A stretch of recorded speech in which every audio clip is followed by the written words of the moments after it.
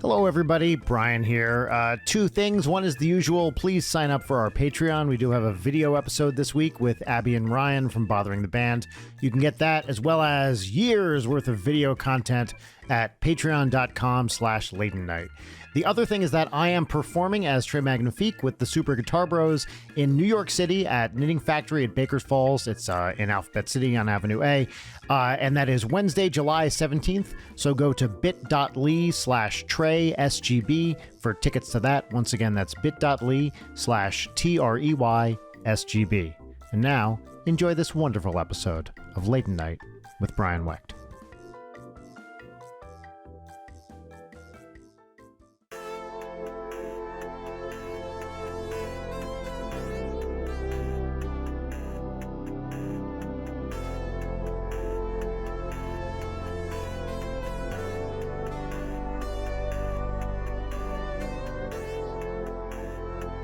Professionalism at its finest.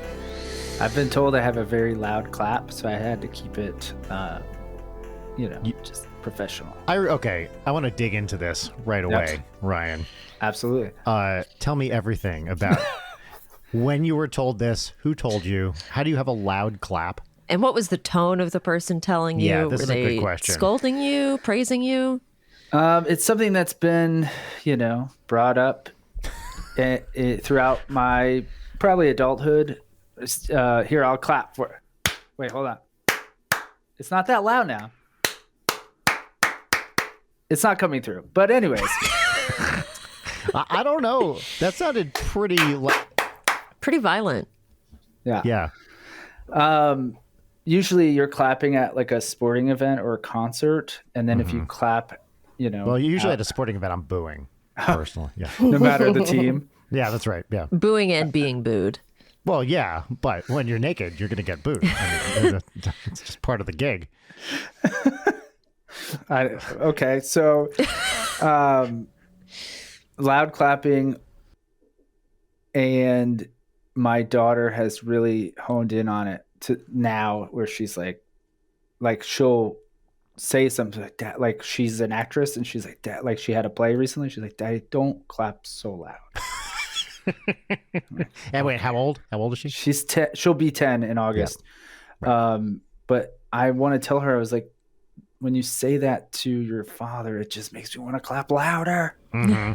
Oh, okay. Well, now look, we have an interesting situation here on the podcast. We have two fathers of daughters and two daughters. So I really want to get into this. I love being embarrassing, not on purpose, mind you, but with my kid, I'm sure you feel the same way, Ryan. When you have a child, it is your fondest wish to do something unwittingly embarrassing where they're like, Dad, stop it. It brings true joy to my heart. So I want to hear from the perspective of Abby and Leighton, what's embarrassing shit your father's pulled that maybe Ryan and I could try out on our own daughters?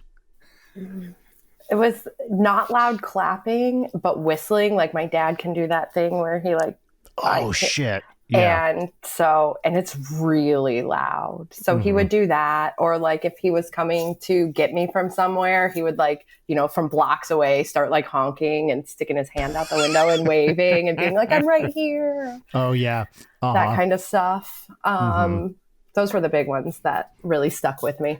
Yep. Leighton, anything stand out to you? I think I'm on the flip side where my dad faithfully listens to this podcast every week. And I think whatever embarrassment he might have done for me, now I am paying it forward. Oh, wait, you're the embarrassing one now? Because of this podcast. So. Yeah. Oh, that's right. We get to publicly humiliate him, potentially, every week if we wanted. And we don't. Yeah. No, that's true. That's true. We typically don't. Wait, Leighton, what's your father's name? Nathan. Shout out to Nathan, big listener. I will say Abby's dad, Tim, he listens to our podcast. So anytime we like to, give a shout out. Yeah. Most of the time it's like, we reference his clapping or his whistling or cigarettes in the fridge or something like that. So wait. I like my cigarettes chilled. Doesn't it make sense? That's how it's a you power mentholate move. them, right? Yeah. Is that a thing? Cigarettes? It's I'm not a also- smoker. I've never been a smoker, so I don't know. It's a thing my mother does, not my dad. He's not a smoker, but yeah, she buys cartons and she leaves them in the fridge because it keeps them fresher it's the end of longer. that sentence. Yeah, that's the question I had. No one knows it's why. a freshness thing. It's not they go down smoother. I mean, they're already menthol. She's smoking like Cool 100s, and Nice. their slogan is like House of Menthol. So I don't know. It's like I don't Game know of what she- Thrones. It is. And the thing is, like, my mom is a smoker. Sorry if Debly ever hears this. So they're not going to go bad Right. before she gets to them. Yeah. Yeah, they're not going to last. Yeah. It's not a cigarette of a fine vintage. No. And so I don't understand the point, but she's always done it. And unless we one day convince her to stop smoking after most of her life, I think she'll continue to do it. Mm-hmm. I think it's such a power move to Yeah, put cigs in the fridge. It's like I'm trying to think of an equivalent, and I can't. Gun in the freezer. Gun in the crisper, like the drawers. Yeah, that's right. America.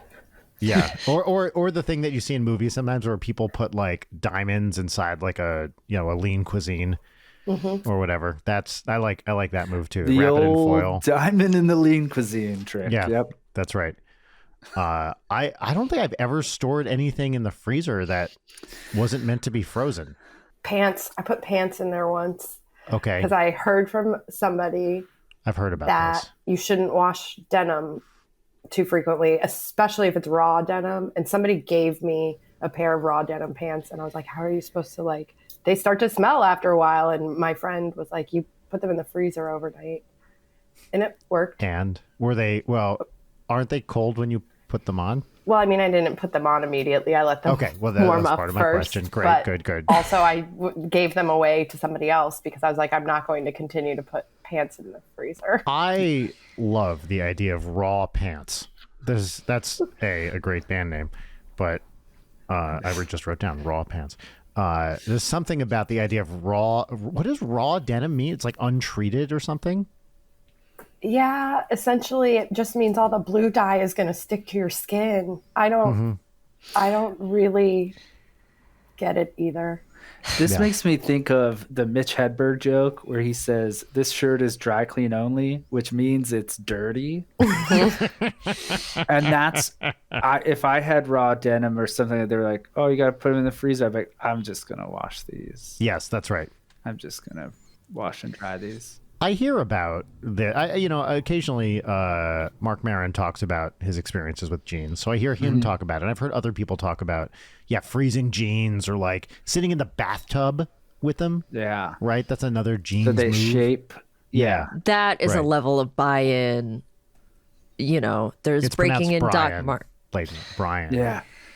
There's breaking in Doc Martens, and there's sitting in a tub in fully wet jeans. Fully wet jeans. Two worst sensations: wet sock, wet jean. Yeah, because they're so heavy. Like you're going to be sitting there and you're just like, you never really want to feel the weight of your clothes, right? I feel like if you do No. that, you're, I don't know, in the army or something. And then you're like, or you're wearing a uniform and you're like, wow, these are really heavy clothes. The moment you start thinking these clothes are heavy, something has gone wrong with your clothes. I don't even like to carry an umbrella when it's raining. I Yeah. don't heavy clothes. No, I'm out. Yeah. Anything that requires an extra step. This is where I'm at in my life. An extra step. If you have to put on jeans and get into a tub, I'm not No, wearing those jeans. who has time? And talk about embarrassing for your kid. It's like, where's daddy? Oh, he's molding his jeans in the tub. Don't fucking bother him. Daddy's soaking his jeans. Daddy's soaking his jeans. Yeah. That sounds so weird, like a weird euphemism. Well, and yeah, talk about please. embarrassing, like next level embarrassing. It's fine to clap loud or whistle at a sporting event or like blast punk rock when you're dropping her off, but Sure. that's like Yeah. core. Well, one dysfunction. of the great things about fatherhood in 2024 is anytime your partner says you're doing anything, it sounds creepy because they'll be like, "Daddy's in the garage," and it's always like, "Oh, whoa, that sounds bad," Yeah, Daddy's taking a little walk. Anything with the word daddy, which I think will, as my daughter is also 10, as our kids get a little older, that term will be phased out probably and just become dad at some point. Or actually, my favorite thing of all time, my brother-in-law, for a while, his son just referred to him as that guy. Mom, that guy's in the kitchen right now, which I think that guy's in the basement again. Yeah, which is so ominous. But I really like. So hopefully I'll become dad, but really hopefully I'll become that guy.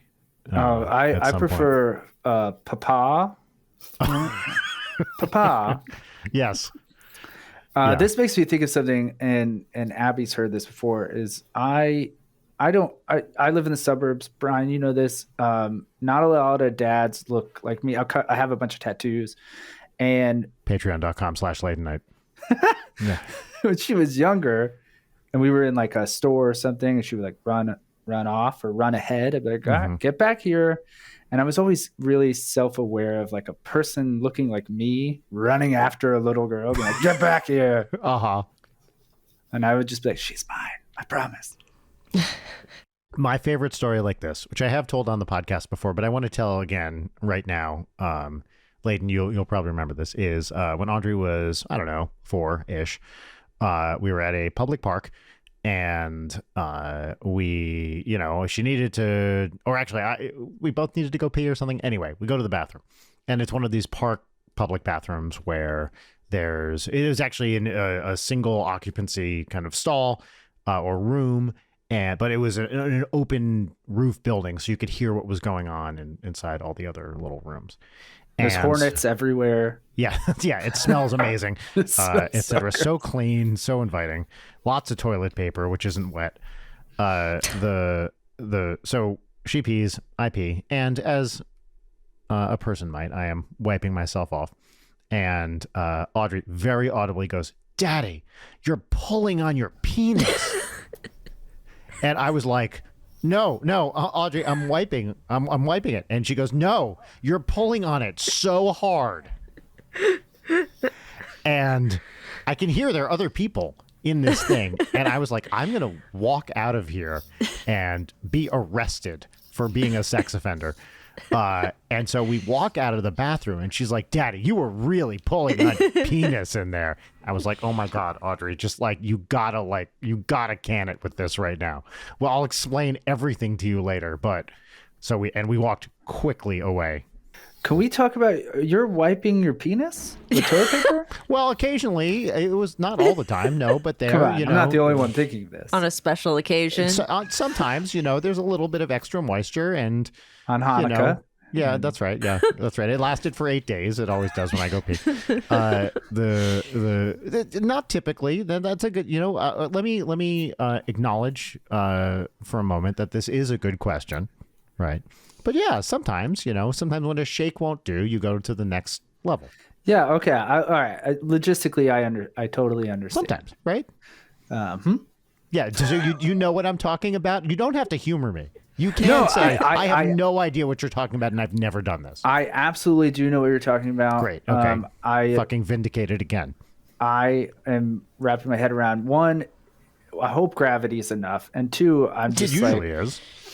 I'm just like, I sit down a lot. So, okay, and fair. not in public, but at my home. Yeah, sure. I'm sitting down 99% of the time. Take a load off, baby. That's your time. Yeah. Scroll the gram. Yeah, no, you got stuff to do. That's a great time to post on socials about, whatever's going on. Like, yeah. I text Brian. I'm like, it's a 2-wipe wiener day. Yeah, right. Okay, is this 2-wipe wiener day? Yeah, please. Is this nuts that I... No, it's a penis. The nuts are separate. Layden. Sorry, this is it's basic anatomy, and I understand why. Yeah.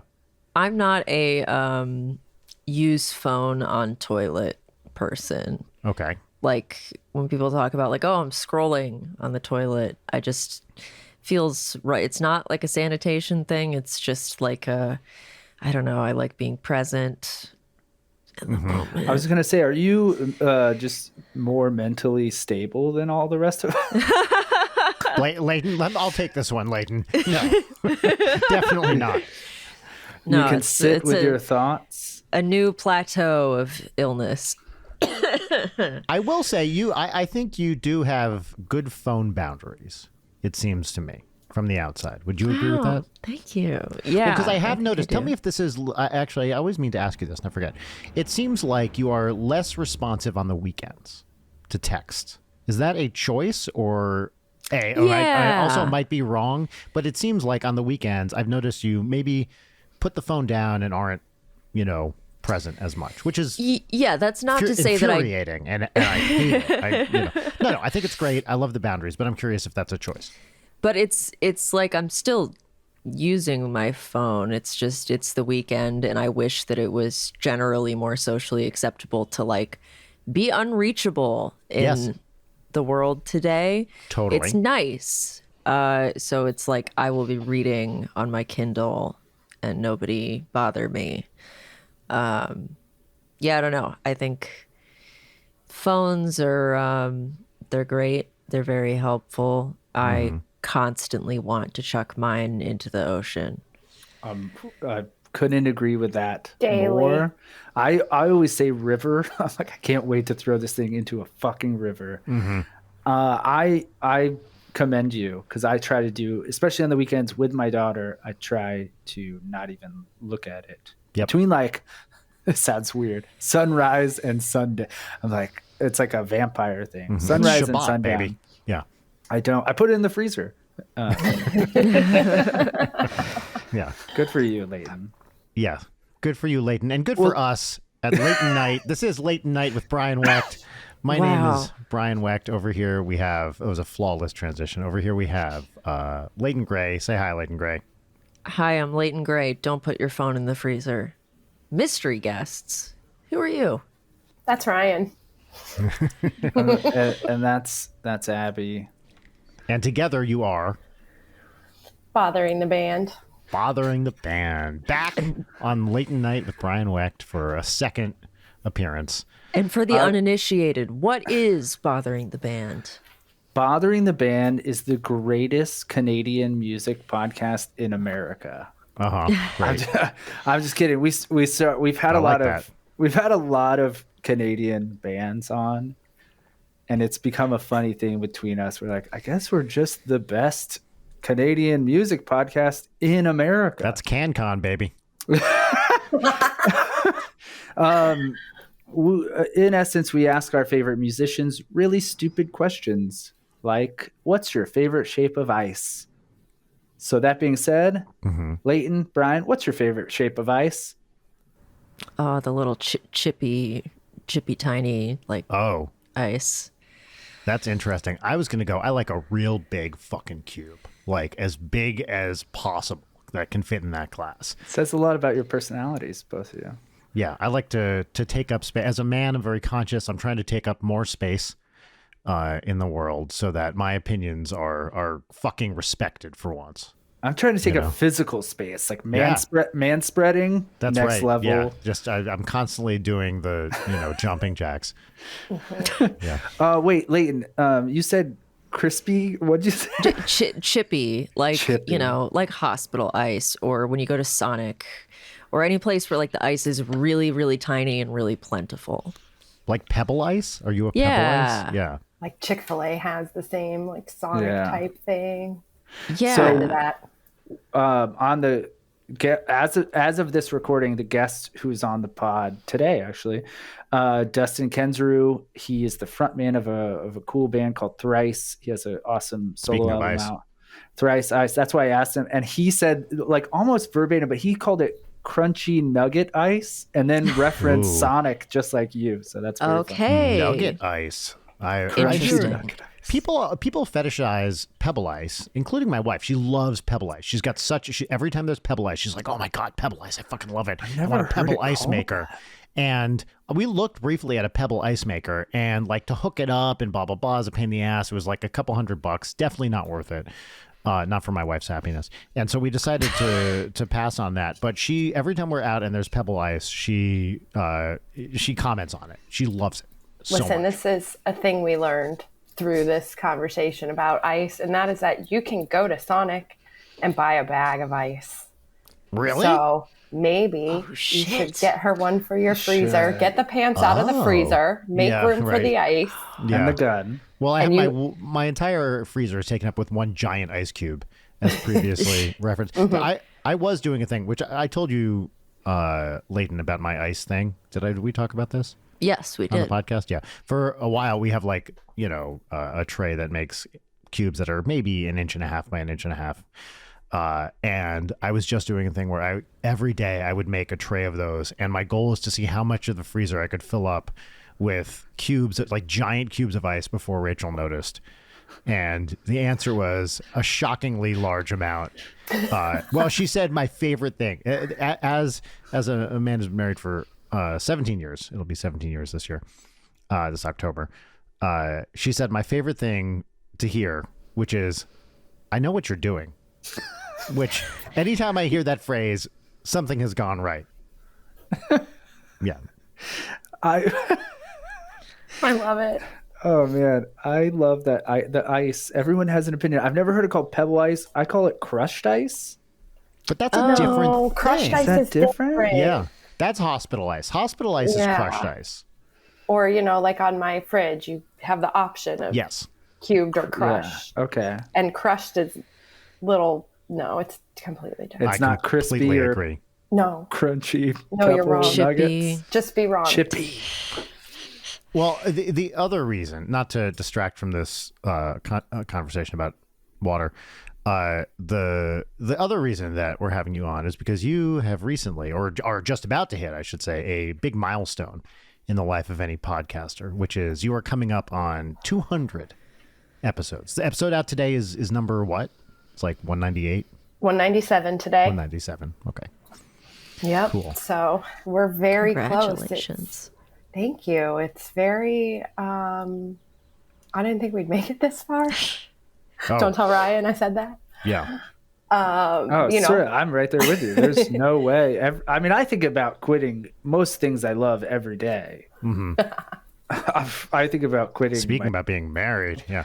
Yeah. I'm like, who gave me a kid? That's wild. Oh, yeah. Writing is my passion. Every single day, I'm like, I don't want to do this. It's hard.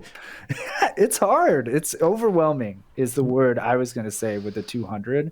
Yes. Well, and especially as we know, and as you know very well, how can I say this diplomatically? I hate guests. It's annoying to... We're your guests. Somebody comes into your home and you're like, man, I hate when people are in my house. Oh, not you, though. Do you want some chipped ice? Yeah, right. Yeah. Here's your fucking ice, idiot. You appreciate what I'm saying, which is that anything you have that revolves around someone who's not just the two of you creates an immediate logistical nightmare. Mm-hmm. And people are flaky. There are technical problems. You lose episodes for random reasons. We tell them all the time, please don't log in on your phone. And then they just log in on their phone in a fucking park in a Honda Civic or some shit. Oh, yep. No, I know. And it's like, I get it. I send out long emails full of instructions. I wouldn't read these emails. I fully understand what's happening. And every fucking podcast has a different set of rules and a different thing and a different, online record, whatever. I get it. But it's such to do what you guys have done for so long in a format that relies very much on other people to be, that's the whole thing, is like you're talking to other people. Leighton and I, because of what the format of this is, we can do an episode and do frequently with just the two of us. It's no big deal.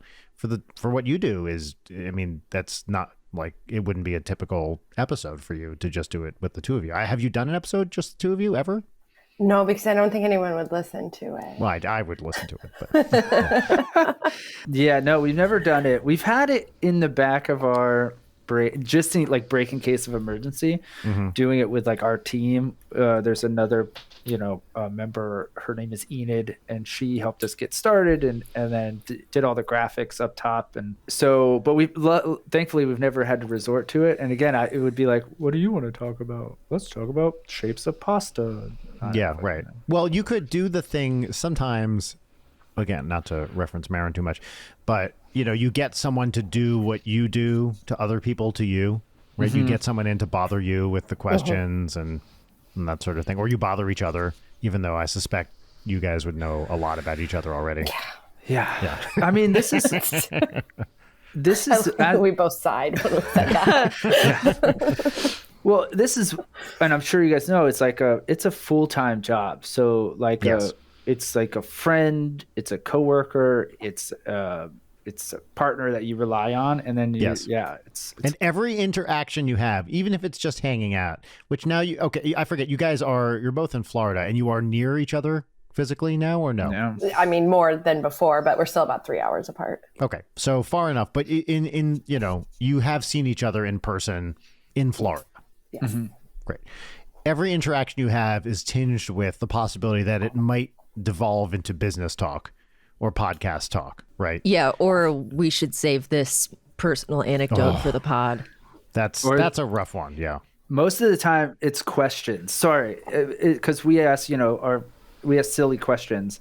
So anytime it's like, oh, that would make a good question, we got to write that down, Yeah, and I think, Brian, you and I, because we spend so much time, for a long time, I think, and I guess this is probably still true, that we've spent the most time together on air, so to speak. Oh, yeah, like we haven't as much time. For sure.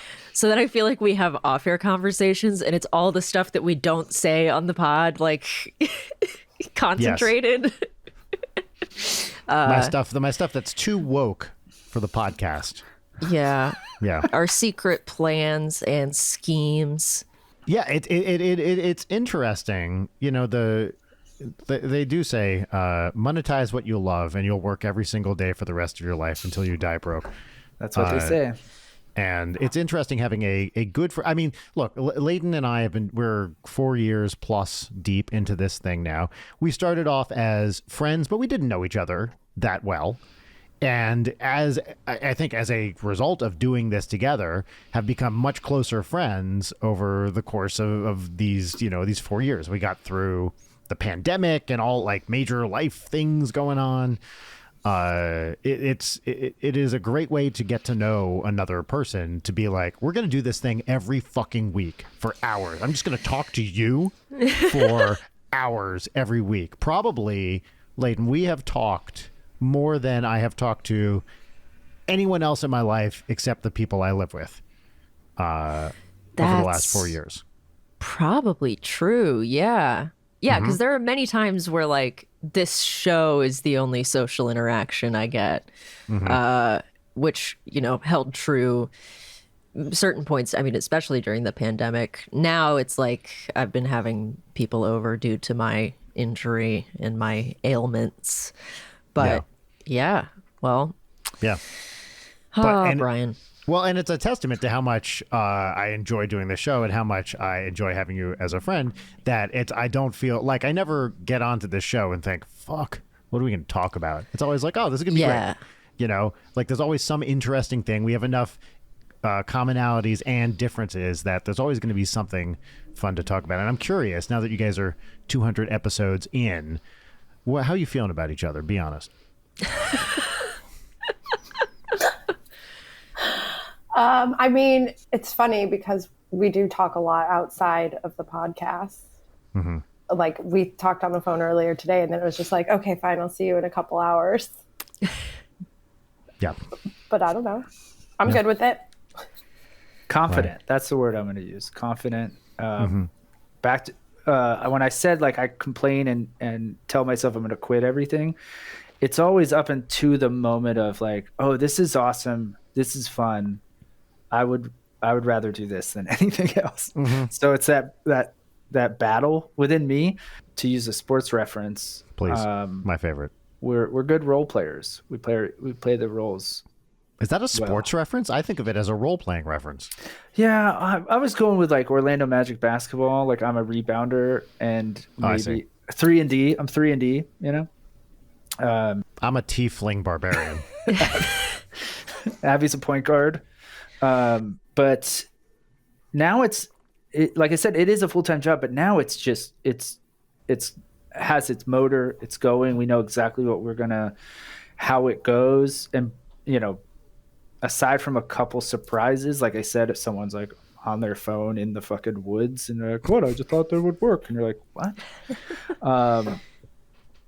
Yeah, it's going so well that we're going to keep doing it until it's not fun. The minute it becomes not fun, and this is why we're not monetizing it, we don't give a shit about much. It's because it's fun. It's not a job. It is. Yeah. It is. I get to listen to awesome music and then ask those bands silly questions with like my best bud. Yeah. And you guys have had some incredible guests on too.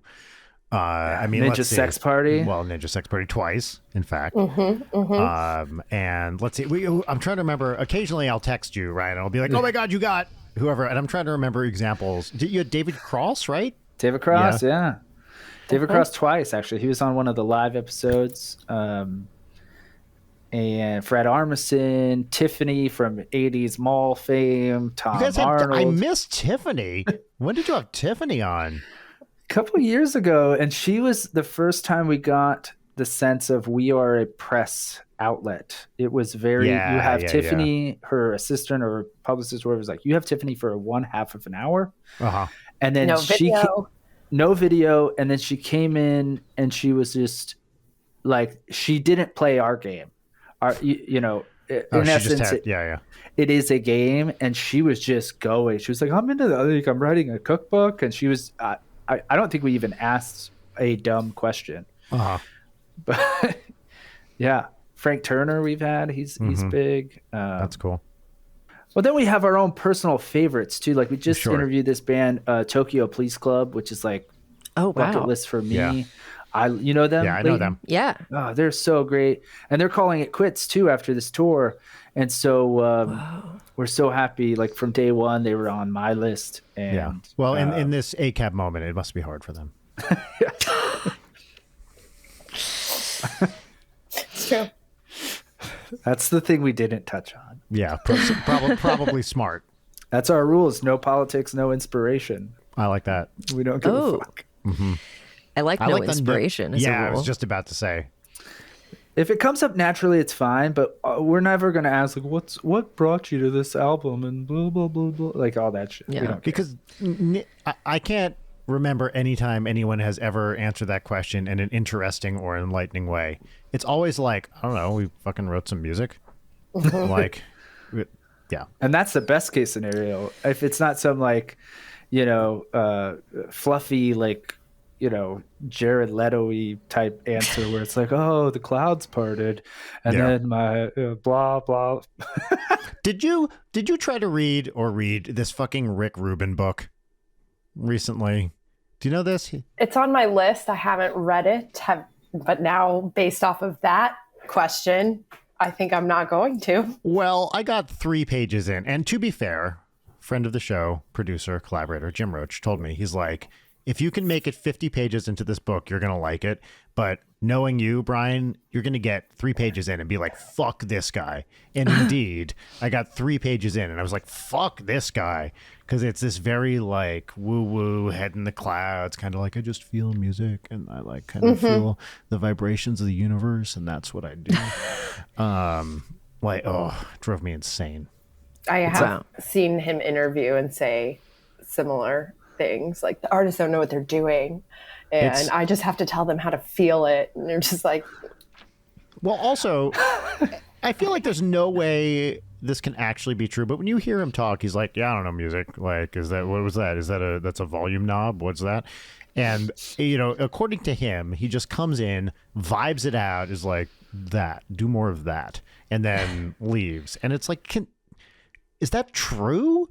Maybe it's true now. Has that always been true? Like, you produced some truly incredible albums, but How? I mean, just by telling people what to do. It's possible. It seems improbable to me, though. Like, I feel like he's more adept than he lets on. Maybe he knows a little bit. He's picked up some pieces. The book is on my nightstand. It's in the stack. I'm looking forward to it. I follow him also, and I like what he says. Yeah, a lot of people do. A lot of people do. And this may be subconsciously why we ask these types of questions on Bothering the Band, is because I am a writer first and foremost. I've published a bunch of books of poetry. People ask me about poetry and expect a very poetic Shakespearean response. And I'm just like, I don't know why I do it. I can't turn it off. I don't ask questions. And so he tends to answer like that. Yes. And if you can see it for what it is, he's kind of being snarky. He's kind of fessing up. He's kind of saying everything you expect doesn't matter. Just go make something. And that's exactly what we're doing at Bothering the Band. Yeah. We don't know what we're doing. Said like that, I love it. It doesn't matter. Just go make something. That's an incredible philosophy. And that's what I want to teach my kid, that if you like something and you want to do it, it doesn't have to be perfect. You will figure it out. You have to fail first, all that shit. Yes. And with Bothering the Band, there's a lot of naivete involved because we're like, I don't know who, can't hurt to ask David Cross. And then he says yes twice. Yeah. It's like, oh, okay. Fred Armisen, same way. We're like, okay, we got Fred Armisen's email. Gonna send him an email. We've gotten some interesting no's recently, but it can't hurt. That's the worst case. Give us one no. Who said no to you? Adam Duritz. Adam Duritz been saying no. Well, his people. If we get this is the clinker here. If we get direct to you, whether it's social or your email, we have a very high success rate. If we have to go through your gatekeepers, it's tough. Right, because they want to say no to everything. Yeah, and who are we? I get it. But we also, I would bet they don't even run it by them. No, 100% not. Speaking as someone who has very mild forms of gatekeeping, which is also something I'm very into doing, is gatekeeping. We have people who look at our emails and say no to people, or more likely just don't respond. Yeah. I get it. And that is a protective thing, and that's why you pay people to do that, is so you can protect your personal time. But I also understand that most of the time they're not listening to the thing that's being pitched. They're just like, nah, not gonna do it. Yeah, exactly. So you guys come up with great questions. I'm curious what some of your favorite questions, maybe ones you're most proud of, or dumbest. I'm very curious. Most ice related. Well, I just had some recent. I haven't filed them away yet. Some recent printouts from episodes. This is a really good question. The more practical, everyday questions do better. Obviously, shape of ice, shape of pasta, what kind shape of of water. Shape of water. Did you see the Shape of Water? Isn't the fish sex scene? Would you have sex with the fish guy? Yeah, right. Oh, wait. Hold on. Ask me if I had sex with a fish guy, what position we would do it in. Brian, if you had sex with the fish guy, what position would you do it in? Fissionary. Oh. And that's our show, folks. Fucking, Very proud of myself. Plays on words. I love it. Thank you. I'm stealing that so hardcore later. I can't wait. Yeah. My favorite part was that we had to, you specifically asking to be teed up for it. That's always the best kind of. I know what I need. It's Leighton. Yeah, as you it's get Fissionary. older. Yeah, that's right. Yeah, that's right. I was trying to figure it out too. I was trying to be one step ahead of you. I was like, what is it? That's the thing, is no one can figure me out, Ryan. I'm like fucking next level, dude. Anyway, sorry. Please continue. Abby, anyone come to mind? Fun questions? I do have some, but I want you to go first. But I don't have them. They're in your brain. So Casey or JoJo is one I just looked at. I don't even think we asked anyone that, but it was in the notes. There's now, a few. I'm going to be an idiot. Can you please explain that to me? I have no idea what you're talking about. Casey and JoJo was a R&B group from the 90s. In the 90s, Spin-off of Jodeci. They sang, Okay, Jodeci. Okay. Pray for someone like It's a you. Jodeci spinoff. Okay, Yeah, got it. And yeah, just really either or questions are always fun. And then there's a few we save for the live shows or like, guests we know will get it. Like Ninja Sex Party, any comedian that we know we could kind of take it up a notch. I also like the questions that have like zero context. Like Ryan and I were on the phone one day. I was driving somewhere and I was just like, what's the deal with water towers? So then we asked like our next three guests, like, why do some towns have water towers? Like, and at the end they're like, well, what's the answer? We're like, legit don't know. We were hoping you did. I think you asked us that. I think we might have. Yeah. That one sounds familiar. Yeah, when we were on last. Yeah. Yeah. And you guys tried to answer it like very earnestly. You're like, well, it has. We don't know. We don't know shit about shit.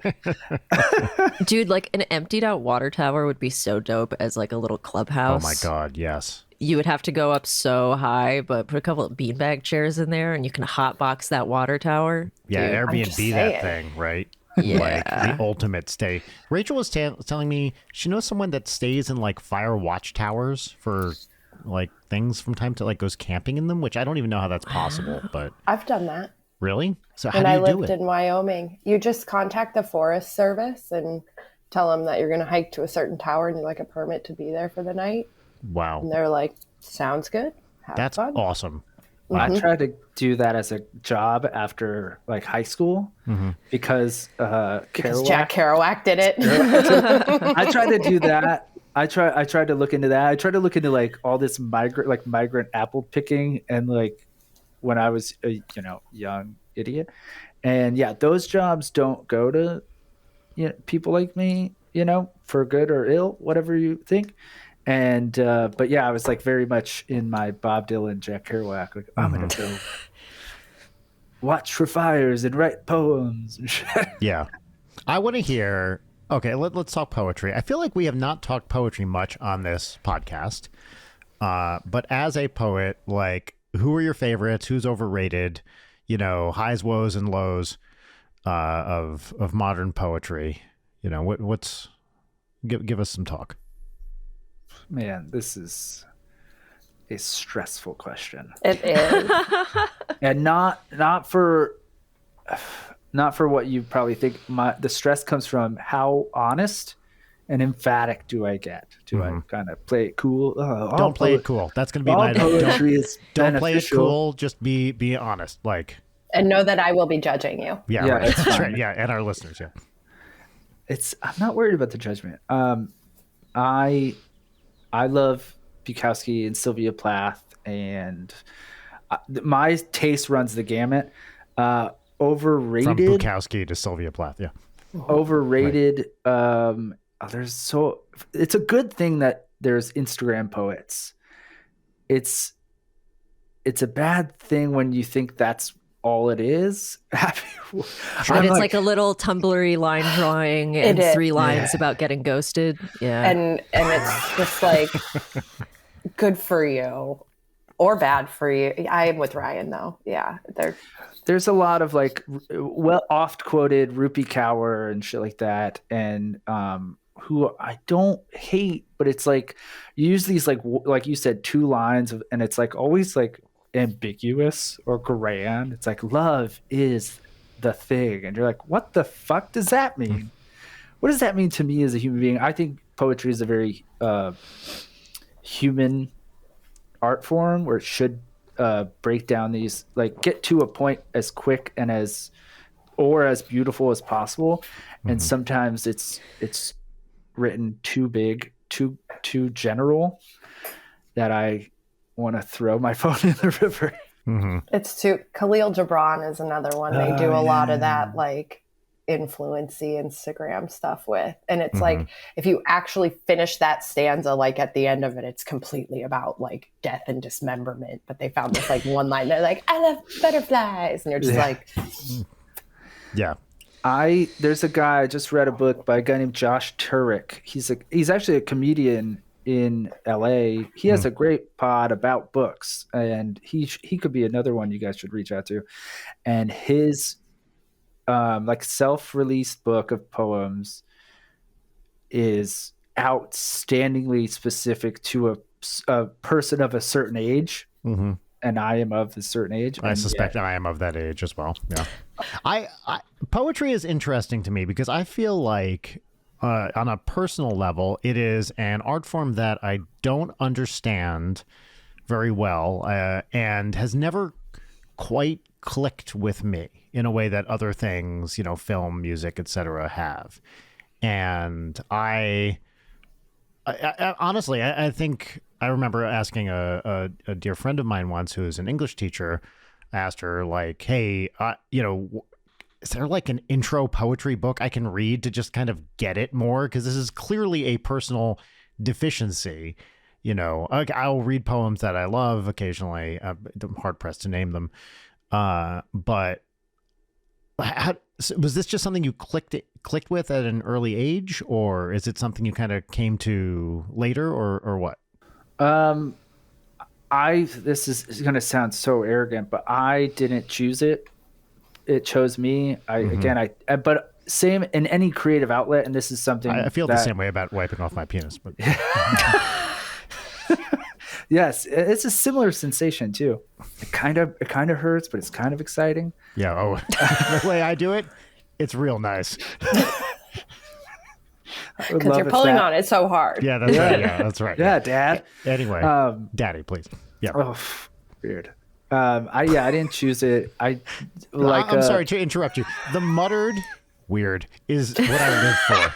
That's the reaction I want from every conversation. Is just someone go weird. I also want you to know that I'm hearing all the jokes. So I oh no, I'm sure you. Yeah, no, I know you guys get it. Anyway, please, sorry. Please tell me more about poetry. I didn't choose it. Similar to what Rick Rubin is saying, I try not to overthink it. Same with the podcast and the questions and all that goes with that. I try not to overthink it. It's just fun. I am an artist, whatever. Do you see my eye roll? Yes. I Just making sure. I hated reading and writing when I was a kid. Mm-hmm. Hated it. And something clicked in like senior year of high school. And I started liking it. Poetry and song lyrics just spoke to me. And yeah, that's so great. I also have to say that now I'm thinking about some of my favorite poets are some of my good friends that are just send me poems, or Abby and I are in a kind of defunct poetry workshop that was started during the pandemic, and just some of the people there were so talented, and so like we wrote every week and shit. But that's yeah, great. there's some really cool poets. Abby, are you a poet also? No. That sounds like a yes. I consider myself more to be like stream of consciousness writer, but yes, I do dabble in poetry. I very much enjoy poetry. I think I found it a little bit earlier than Ryan did, through a middle school field trip, actually. Oh, where? We went to this theater to see these like several short plays, and they were all Poe.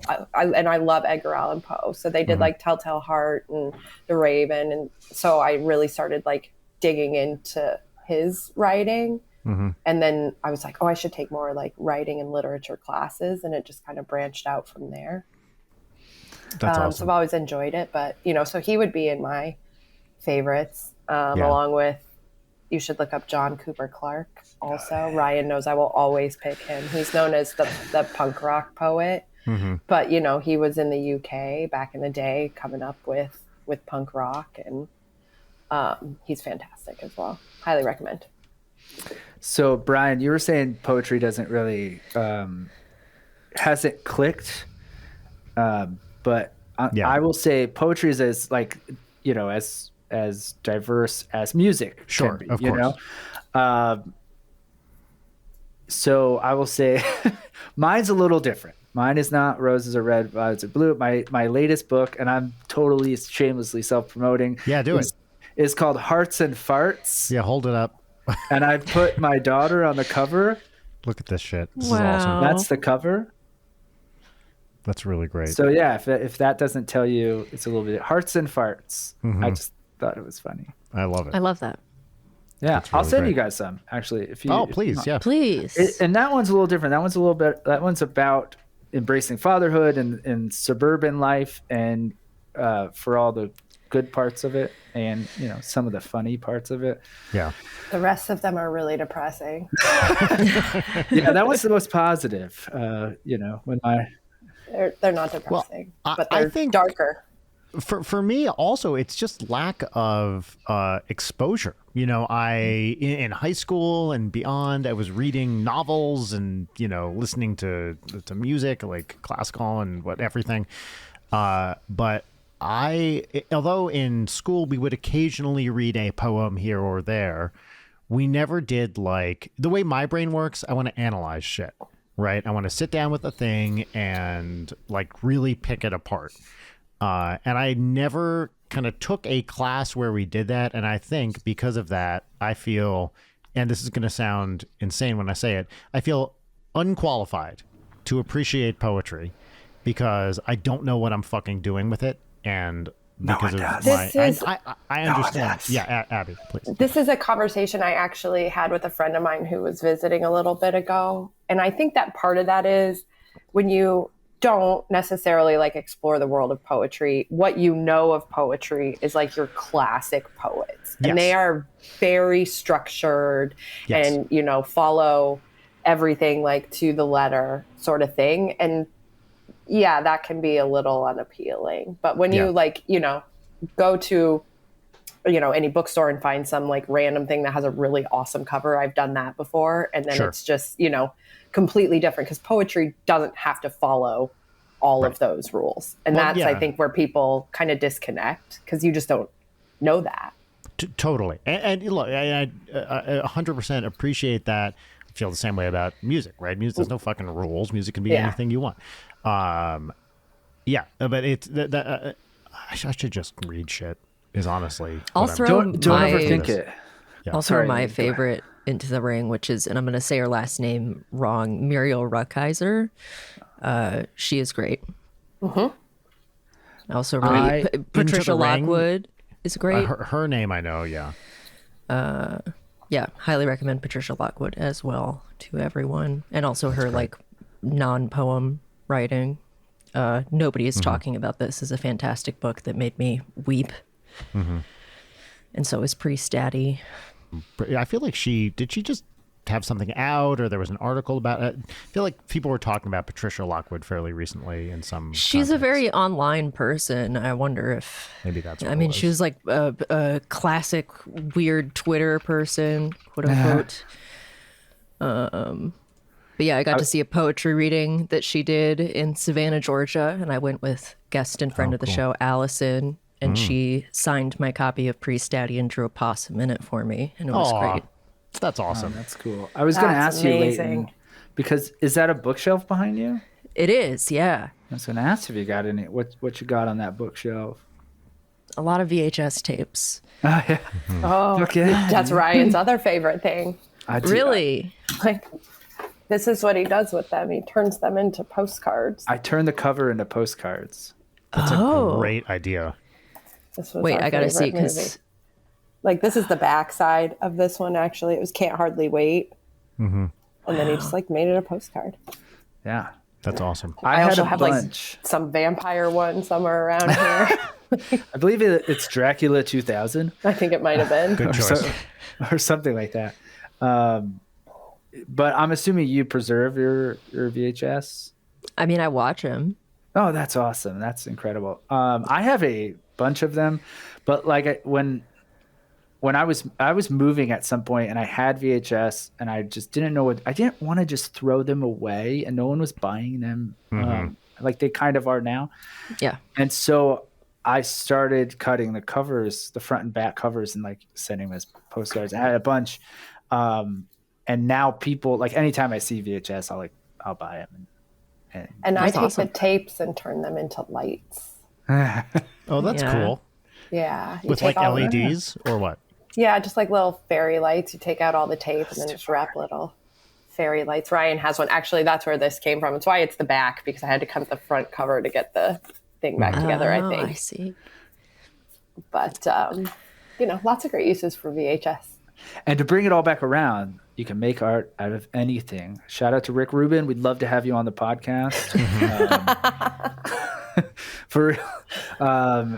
I'm assuming you guys would too. And you can, that dude could talk about whatever he wants. Oh, yeah. I've listened to a couple episodes of his podcast, Tetragrammaton. And because they're all like fucking 4 hours long. Yeah. And it's a lot to get into. A friend recommended one particular episode to me, and I was like, okay. Yeah, it's... look, I don't want to shit on Rick Rubin too much. Obviously, I would kill to have the career he does. But there's something about the way he talks that really bothers me. It's this very affected way that a rich white man would talk, knowing that people are just going to listen. It's condescending. 100%. That's 100%. It feels that's exactly the thing I was dancing around. Is it feels like he's talking down to me, and maybe he should, but not even arguably.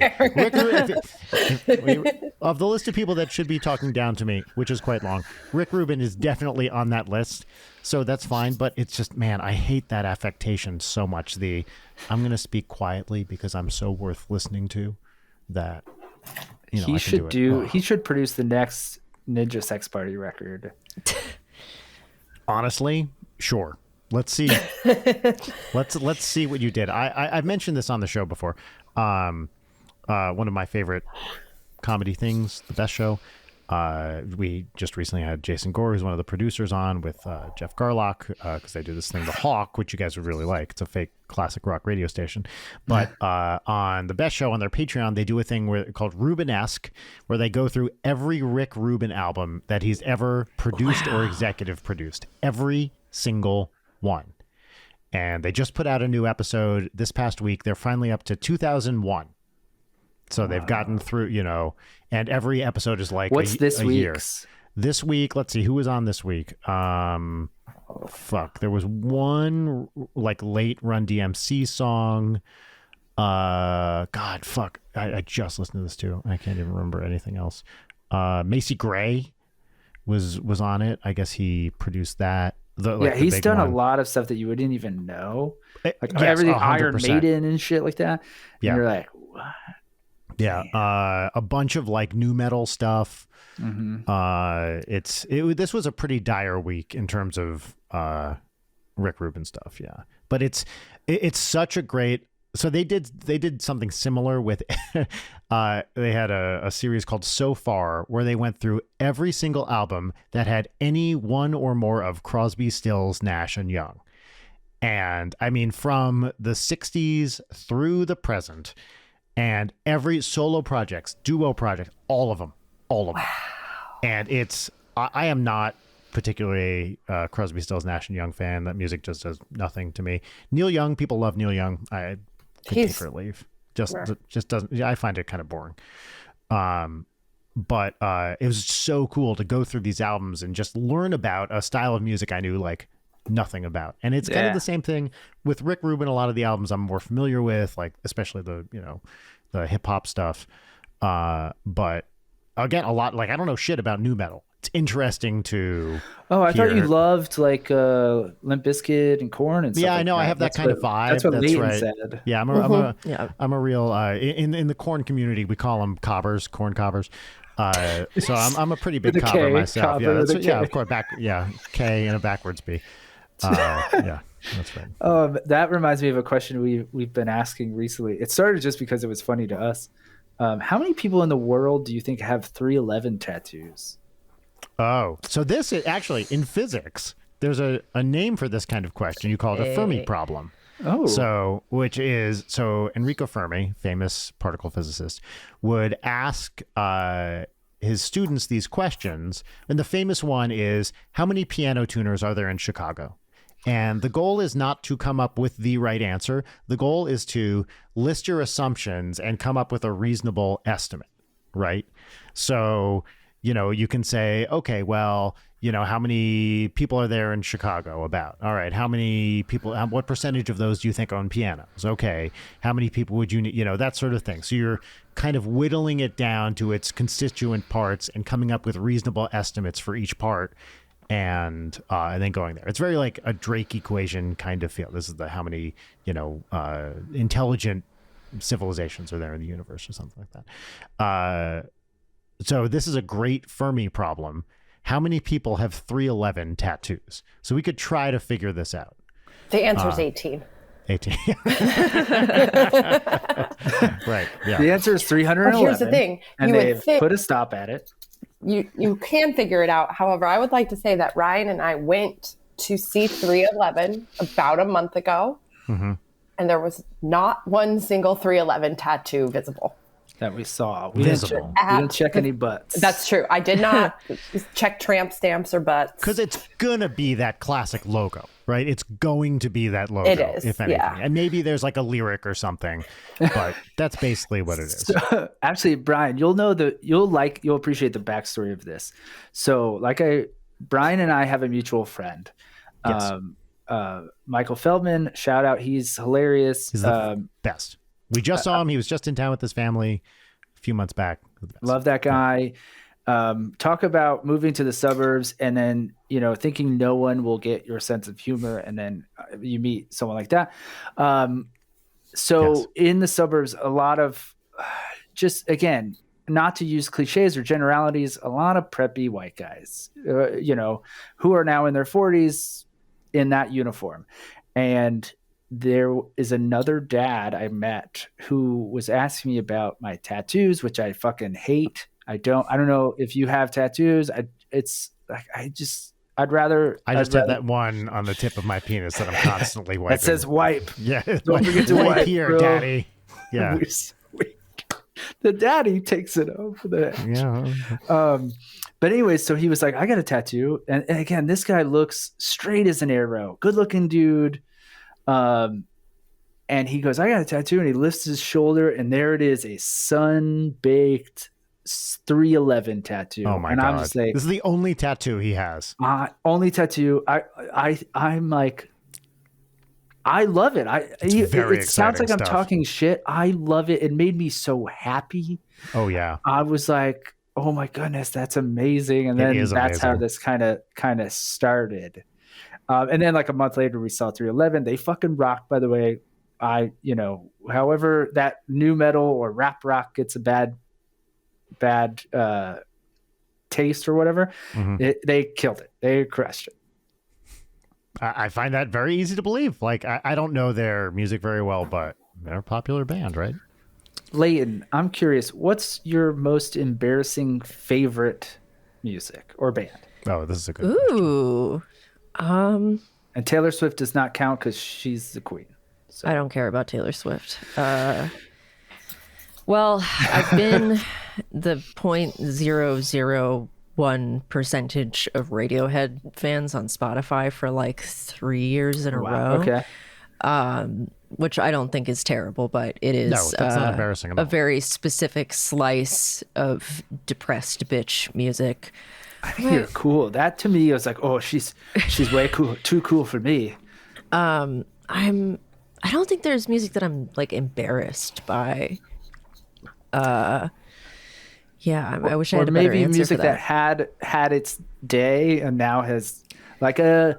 Oh, I think he's making fun of how much pop punk I listen to. It could be pop punk or Dave Matthews Band or like Buffett.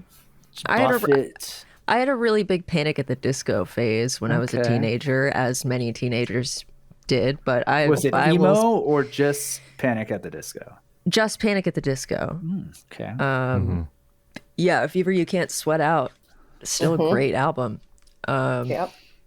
I have a question for everybody here. I can see the tips of everybody's graphic tees. Speaking of tips. And Gotta wipe that tip, dude. And I'm curious what everybody's different graphic tees are on this call. Okay, got a Dylan. Abby's Got a Bob Dylan. rocking a Dylan. What about you, Ryan? I'm wearing, speaking of Canadian music podcasts, a band called the Weaker Thans. It's a really, if you know, you know type of I do not know. Canadian whiny You could have just said Canadian. indie band.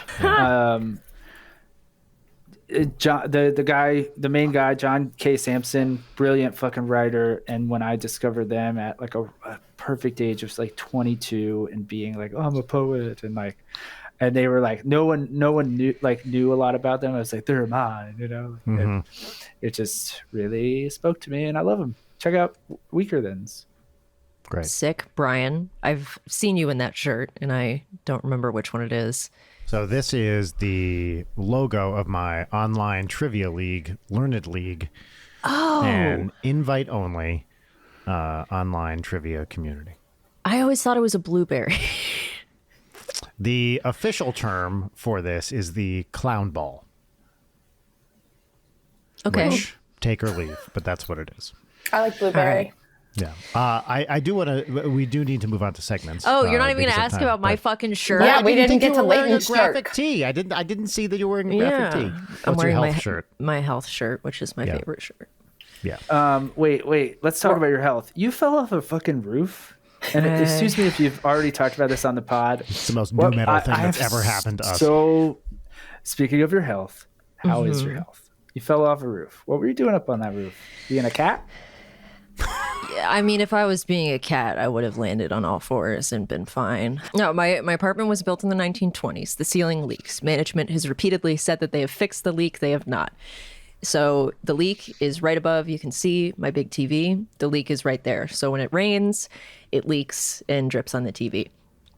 I've been dealing with this for a long time. I finally Flex sealed the inside, and it was raining, and not only was I getting the drip in one spot, it was like a run of just like steady dripping, and I was like, oh, I just got a tarp. I don't have a It's ladder. like my wardrobe.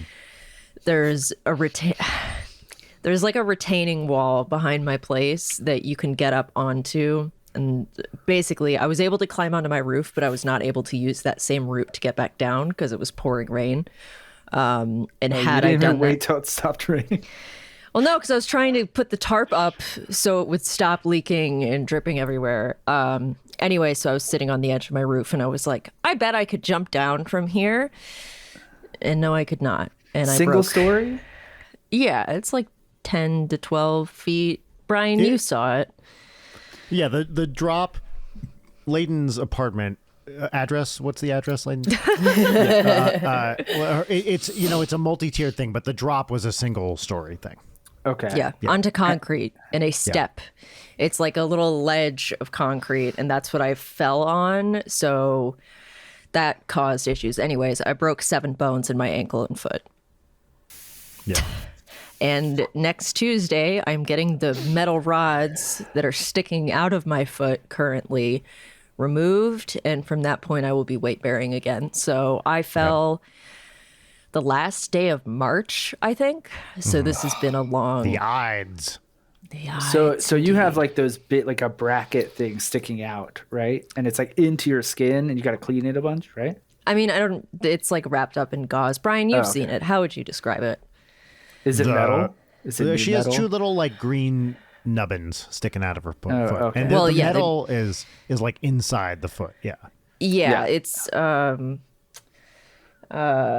sort of like this but bent. And so like that's in there. And so next week, apparently it doesn't hurt when they take it out. It just feels, your brain interprets it as my bones are being pulled out because you're not used to things coming out of your bones. Would hurt, right? Yeah, feel like... but like my doctor wiggled them a little bit to make sure they were sticking right, and it's just the weirdest. I can't even describe it. It is the weirdest feeling because you're not used to things inside of your bones wiggling. Oh man, what did Nathan think about this when he fell? Oh, I mean, he immediately flew out and stayed with me for like 5 or 6 weeks. That's a good dad. Yes, he is. So that was incredibly helpful, and I don't know what I would have done without him because I live up several flights of stairs. Devils. That's... Well, I hope you heal fast. I'm no Thanks. jokes. Like, that sounds terrible. I don't have any fucking... Yeah. No, and Brian was the one who I called him because this happened at like 7 a.m. And he came and took me to the hospital, and he and Rachel were so helpful and kind. And we tag teamed that day. I got Layton to the hospital and kind of into a situation where they could help her. And then Rachel showed up, I don't know, 4 or 5 hours later, something like that, with Audrey. Yeah. And then we switched, and I took Audrey, and Rachel stayed with Layton for the rest of the day, pretty much. Yeah. I've spent a good bit of time in the because I broke it and they couldn't operate for 3 weeks because I had a thing called fracture blisters. Do not Google that. And so we had to wait for those to heal. Oh, fuck, you took it right out of my mouth. I was actually waiting for her to finish. So no, see, that's it. Yeah. Right. That's that's a crucial miscalculation. You never wait for Layton to finish. Always interrupt her. She loves it. But yeah, so I had fracture blisters, which are huge. I Googled them. Oh, that gasp was incredible. I'm glad we got that on tape. Yeah, so That was such when a you great Google reaction, it and Abby. you see those pictures, those are basically what mine looked like. It was horrifying. not gonna do it. Stomach hurts. Not gonna do it. Well, So yeah, imagine not knowing that Okay. you had those and then they take the splint off and your foot's covered in those, because that was my experience. and then immediately texting your closest friends, look at my fucked up foot. Look at this. It's so gross. Yeah. Hundo P, I would do that to Ryan. we were- I'd be like, look at We this were now. on the tour bus, a bunch of men passing around pictures of Layton's feet on our tour bus because we're all, You could sell them on OnlyFans. I do have a bunch of gnarly fucking pictures of the various stages of my foot through this whole ordeal, Foot decay. from moment of break, but right after the break to every week that the splint has come off because the fracture blisters got drained, which I filmed. And then the next week they were blood blisters. Yes, Anyway, the 5 I'll- stages of feet. Blister, blood blister. Yeah. Anyway. Yeah. All right. We have to move on to Segments. segments. As much as I'd love to keep talking about horrible medical things and new metal, some of which there's a significant overlap there. But I do want to move on to segments because I know we have a bit of a time constraint. Our first segment is our pop culture recommendation segment. This is where you get to talk about something you've been enjoying recently, a book, movie, video game, whatever you want. This segment is called What's Poppin', and the theme song gets inserted in post here. What's poppin'? What's poppin'? What's poppin'? That was me dancing to the song. Once again, I love it. I love it when guests bring their own little sauce What's to the What's Poppin' theme song. Or what's poppin'? Blisters. What was it called? I don't know. Fracture Fracture. blisters? I can't even I say like it. You know what? I didn't even think, but Ryan, you put that together. Blisters coming right before What's Poppin' really is a nice little bit of kismet there. Yeah. Yeah. We planned that. Brian texted me. He's like, listen, this is how it's going to go. And we planned this. And here's a In the picture same of way Layton's that foot. we've joked about foot fetishes and wiki feet for so long on the show, I feel like that partially manifested a broken foot for me. Mm-hmm. Similarly with What's Poppin', indeed, my blisters by my hot That's right. doctor. Maybe that's why you got them. Yeah, because we talk about poppin' things so much. it's true. Layton, speaking of poppin', what's poppin'? What's poppin' for me is that due to my injury, I've been at home. Friends have been visiting me. This weekend, Jory came over, and as usual, we were looking on Shudder for a dumb horror movie to watch. And we were really scraping the barrel of trying to find just the right amount of dumb, because it can't be from like the past 5 years. Like if you see something that looks stupid and it's from 1983, it's like, hell yeah. But if it's Yes. from 2019, I'm not into it. Yep. But the title of this movie caught our eye because the title is Phantom of the Mall, Eric's Revenge. Ooh. That sounds like a Fear Street book. Yes, it Right? does. It really does. Yeah. Well, it sounds like the sequel to a movie that doesn't exist. Who the fuck's Eric and what's his revenge? So obviously we put Eric that with on a C or a K or a CK? with a C. With a C. Unfortunate, but fine. So picture this. It's the 80s. This is the same mall that Chopping Mall was shot in. Oh, it is? Yes. Oh, wow. They're doing Phantom of the Opera, but in a mall. And it's like this girl's boyfriend who died in a house fire. And he's, running through the vents in this mall, killing people. It is the perfect amount of dumb. There are so many like practical effects. Shit doesn't make sense. It's like the perfect bad horror movie. I actually like it better than Chopping Mall. And when is it from? That's like a good 90s? question. It's 80s, 90s. Pauly Shore is in it. Wow. Okay, it's 90s probably. Early 90s. Let's see. 1989. 89. Okay.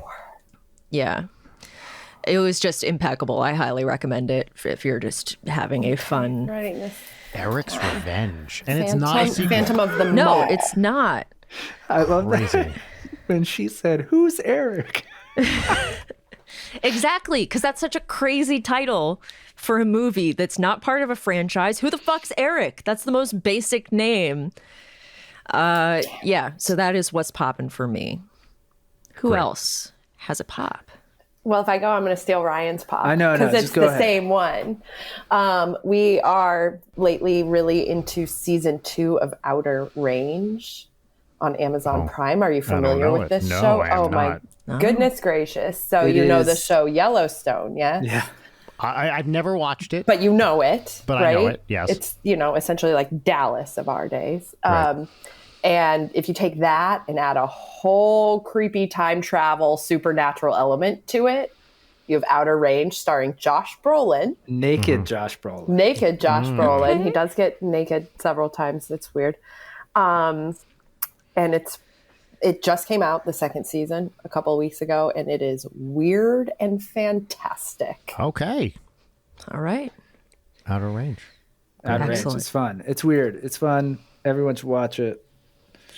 In the same boat, we'll count that for both of ours, but everyone watched the show From as well. Have you heard of From?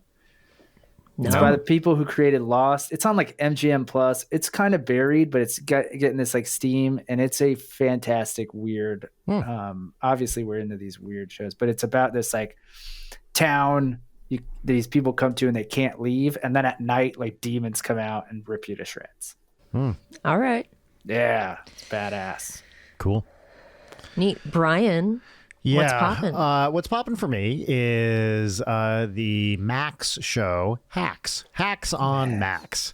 And I got to say, I watched with Rachel the first season of Hacks and was not feeling it. I love Gene Smart. A bunch of great actors showing up in that. Caitlin Olsen. Watch anything with Caitlin Olsen. Always great. But I was like, this, especially as someone in comedy, I was just like, I don't know, not feeling it. Didn't think it was great. Waited until, I don't know, 2 weeks ago to even start season 2, which is now a few years old. And I was like, oh my God, either the show got better or I just like it more now. I think it got better and I like it more. Because I love season 2 and 3. They're fucking great. Gene Smart's always awesome. Hannah Einbinder, they made her character's supposed to be annoying, but I thought in season 1 was annoying in a bad way. In season 2 and 3, it really works for her. I think the second 2 seasons of Hacks are amazing. With the exception of one character that really doesn't work for me, which is the one played by Meg Stalter. She feels like she's in a different show. It gets better. In season 1, she was like a real outlier. She gets a little more integrated in seasons 2 and 3. It still feels like, why is this character even here? Way wackier than everybody else. And she's very funny, but like it just doesn't kind of fit into the show for me. But I really, really like seasons 2 and 3. And I believe the last episode of season 3 is just about to come out. So highly recommended and legitimately very, very funny. Yeah, that's a good show. Yeah. Well-written show. Really well written, really well acted. Gene Smart just fucking rules. She's so great. and playing this like Joan Rivers type character, she just crushes. She's just perfect for it. And occasionally, because of what it is, some other actor will show. Helen Hunt has a recurring role in this season. I haven't seen Helen Hunt in something in a long time. Christopher Lloyd shows up for an episode. Oh, that's right. Yeah. I saw that. I read that. I haven't watched this season yet, but Stephen Tobolowsky shows up. And every time fucking Tobolowsky shows up on something, I love Needle it. Nose Ned? That's Ned the the Head? one. I love Ned the him. I love him. Yeah. So, because it's an HBO show, these like cool actors show up from time to time. And that's always fun. So yeah, Hacks seasons 2 and 3. Maybe not. I just realized I probably should have said like what's poppin'. I should have said some obscure like Russian poetry or some shit. From's good. Anything can pop. All right. Segment 2, Layden. All right, now it's time for our final segment, which, for the purposes of the show today, is 1 part gratitude exercise and 1 part petty grousing, and the theme song goes right here. 1 peach, 1 peach each. 1 peach, 1 peach each. 1 peach, 1 peach each. 1 peach, 1 peach each. And the theme song left you in suspense of what the name of the segment is, which is Peaches and Lemons. Or 1 That's peach right. each this week. Either Yes. way. We will each start with a lemon, which is a thing that is a mild bummer, annoyance, or general what the fuck ism of life. I'm getting Mark worse Maron. at this. You know what? I do agree with that, actually. I'm like getting progressively more in my head about it after 200 episodes, where it's like, I really should have figured this out by now. So that's how I was with the intros to our pod. Like, we just talked to so-and-so about peach, and try to wrap it up in the one little sentence that, I just making up on the spot. And now, we now make the guests do the intro. I like it. So you could possibly, that could be in your bullet point, is like you have to sing the Poppin' song, or the guest has to sing the Poppin' song, and the guest has to do the Peaches and Lemons intro. I don't hate it. I will go first. My lemon, as I think I mentioned before we started recording, is that, we didn't early record today. We don't normally record at 9 a.m. California time. No, it's fine. It's completely fine. I just needed coffee, and I made coffee and was like, yummy coffee. And I dumped half and half in, and I took a big old sip, and my half and half went bad. So it was nice curds of half and half. That's my lemon. Not Great. Not ideal. Chunky coffee. Chunky coffee. Curds and whey. Yeah. Oh, I gotta stop thinking about it. Somebody else say a lemon. Yeah. Ryan, Abby. I'll go because I have. I was thinking about this, and mine is just narrowing down lemons. I could complain all day. That's where a lot of the questions come from. But this is specific. I just saw the movie If. Okay. The John Krasinski. From the mind of John Krasinski. Yes, that's the voiceover. It's real dark. It's a kid's movie, and it makes me think. There's a scene, obviously, where the main kid is battling something, and then it's a scary clown, right? He lives yeah. And so the kid is like dealing with something, and he goes to an older character for sage-like advice. Mm-hmm. And the one thing I said in this and many other movies where Brian, we talked about being dads, is the most unrealistic part of this movie, not the imaginary friends and shit like that. Mm-hmm. It's the kid actually listening. Oh my God. Yeah, tell me about it. Because it also happens in Little Miss Sunshine, where like Alan Alda is like dropping just like, oh, you believe in yourself shit. You wouldn't even get that out with my daughter, where she'd be like, yeah, I got it. All right, I'll see you later. Oh, yeah. The kids don't fucking listen. No. I don't need to say, every time I tell my daughter, I'm like, Audrey, I have 40 more years of life experience than you do. 40. Count them. I think I might know what I'm talking about here. Nope. No. And then at some point you're like, I'm just going to sit back on this one and watch her learn the lesson the hard way. And never if it's actually anything dangerous, but for mild stuff, it's just parenting. They're not going to listen to you. they're not gonna, in the stressful days, or if it's something as simple as like, you want to make that a little bit easier, like removing a cap or something. Mm-hmm. No. Oh, now we're dug in. Yeah. Yeah. In short, she's like, you shut the fuck up, Dad. Oh, yep. Oh, I know it. There you go. Do you know what she fucking asked me the other day? She was like, Daddy, do you know what Rickrolling is? and I was like, well, a legitimate concern of hers is getting Rickrolled. A legitimate concern in 2024. And I was like, Audrey, not only do I know what Rickrolling is, my generation invented Rickrolling. And she's like, no, you didn't.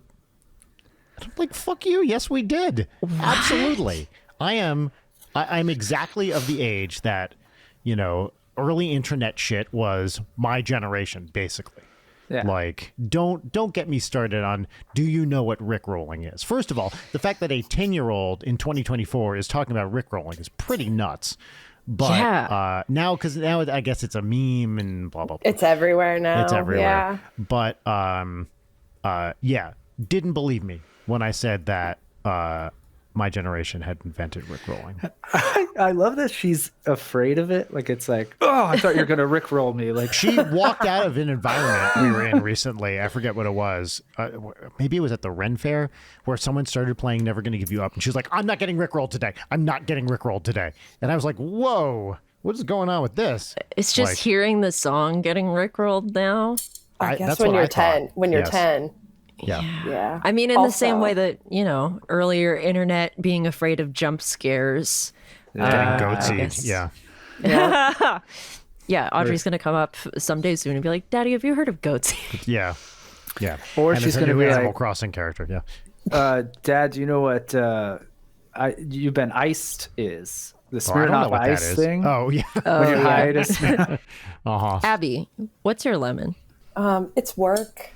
In reality, I know that's everybody's grievance, but I need you all to know that for the month of May, I have hardly done any work. No one I work with will ever listen to this because they don't understand what podcasts are. But I took the first half of the month off to travel, and then I came back and had a few days where I did very little.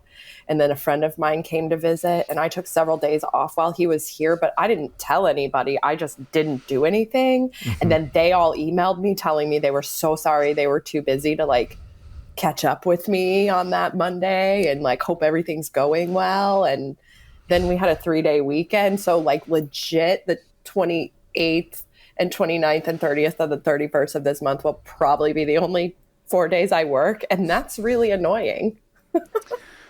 Fantastic. I love that you're like, I barely work, but when I do, I hate it. Well, I just wanted to see if I could make a whole month, and I'm not going to be able to. Oh, I'm sorry. Things happened, but yeah. So it was fun. I just didn't do work, and no one noticed. That sounds like a peach to me. And, yes, and so now moving on to my peaches. Brian, do you have a lemon? I do. It's a boring one. I don't have many back problems. I get them occasionally. While we were on tour, I don't want to get into this too much, but basically I auctioned off the sheet music for Smash Mouth's Astro Lounge, which I signed. And that sentence is insane. Yes. Well, yes, indeed it is. And the person who bought it, I was like, come up on stage. We're going to do the credit card transaction live so I can make sure it goes through. It's kind of a bit. And afterwards, this guy paid a good amount of money for it. And I was like, can I give you a hug? This guy picked me up off the ground when he hugged me and kind of fucked up my back. Because he did not tell me he was going to do it. And I was not ready for it. And it hurt. So ever since then, my back has been kind of fucked, and it's just a muscle thing, I'm sure, but it's not fun. And what I will say is don't pick people up without telling them they're going to do it. Tell them you're going to do it. It's fine. It'll work itself out. I'll go get one of my special massages that well, the less said about this, the better. But it's all going to be fine. But my back has been bothering me, and it's just annoying. And luckily, it's not anything terrible, but it is. Yeah, Brian, irritating. that's what you get for auctioning off another artist's work that Oh you've my God. signed. I'm happy you brought that up because I was like, did you play on that album or that song? No, Like, I would just every show on this tour, I would get a merch item or two, which was kind of stupid. A silly DVD like B Movie, or one time I had the original motion picture soundtrack of The Hangover on CD, stuff like this, and I would sign it with an inspirational phrase and sell it at a dumb markup. Because the character I was playing is kind of a relentlessly hawking merch. This is your jazz. This is my persona? smooth jazz guy, yeah. Okay. Yeah. And so I got this Astro Lounge music at Powell's in Portland, and I was like, I don't know how much to sell this for. Let me just auction it and see what happens.